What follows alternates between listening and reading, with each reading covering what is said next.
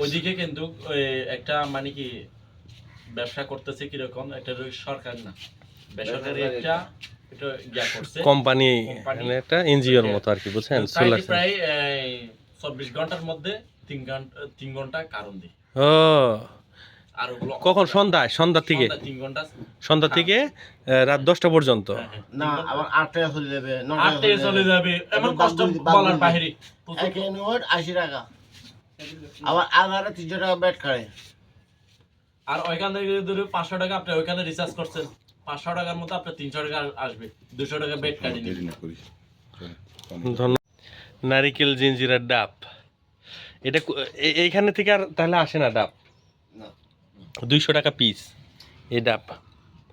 পুরো জায়গায় রেট এক রেট না সব জায়গায়?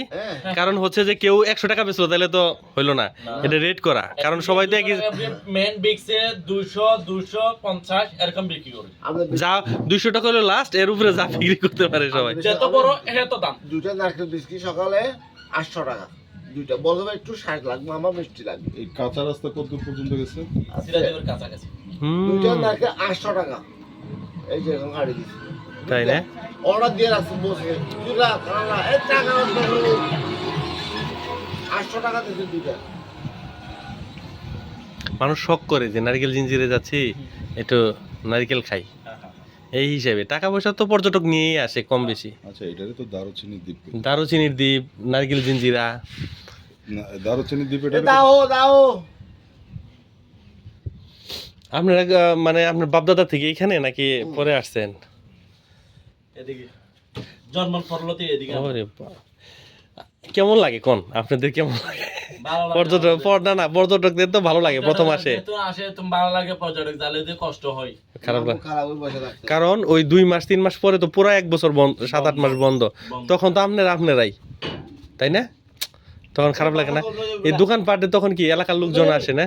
জি দোকানপাটে তখন এলাকার লোকজন এসে এটি করে ওইরকম গ্রামে যেগুলো মানে কি আছে ওনারা টুকটাক নিয়ে যায় ডেলি। এক সময় বিক্রি হইতেছে 3-4 হাজার টাকা, 5,000 টাকা। অফ সিজনে বিক্রি হয় 1200 টাকা, 800 টাকা ডেলি। কষ্ট আসলে সত্যি, দেন মানুষজন যেখানে সেখানে মজাও সেখানে, মানুষজন নাই বসে থাকা। মেন পর্যটক আসলে ভালো লাগে কেন দুইটাই টাকায় ইনকাম করতে পারি, চলতে পারে, এইটাই সত্যি উপায় নেই এটাই। এখানে অধিকাংশ লোক যারা এই যে আপনারা আছেন স্থানীয় ব্যবসা ছাড়া আর কি করে এখানে কাজ? কি মাছ ফিশিং এ যাই, ফিশিং এ জ্বালিয়ে কিন্তু কই যে আর কান আর্মি দড়ি ফেলি, ওইখানে দড়ি কিন্তু আটকা ফেলি, কিন্তু ওইখান থেকে ব্যাক করে না, এমন লোক শেষমানিগর লোক, তাই না?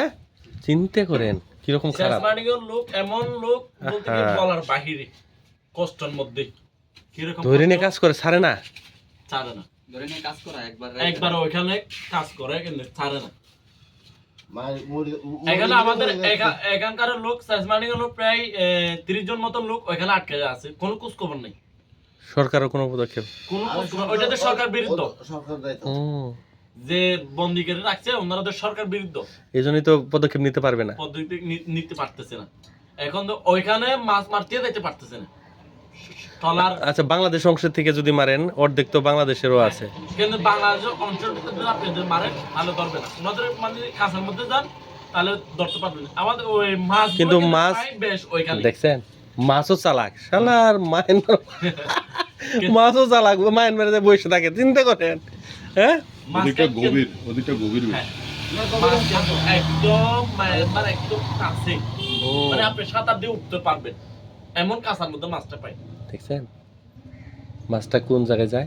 একদম ওরা মারে না, ওর জেলে নাই, জেলেদের নাই, দূরে সব বাংলাদেশে। ওইটা তো আরাকান, এই পাশেই তো আরাকান, তো এই জন্য কষ্ট রে ভাই, আসলে কষ্ট আছে বলার বাইরে, কষ্ট আছে, দুঃখ। আসলে আমরা তো যারা পর্যটক তারা বুঝি না কি কষ্টে দিন যাপন করতেছেন। যারা 3-4 দিন থাকবে তারা কষ্ট বুঝবে না, কিন্তু যারা এখানে 2-3 মাস থাকবে তারা বুঝবে কষ্ট। এমন কষ্টের মধ্যে বলতে কি কিরকম, মানে যারা রিসোর্টে জব করে তারাও বুঝবে বিষয়টা, তারাও বুঝবে, রাইট।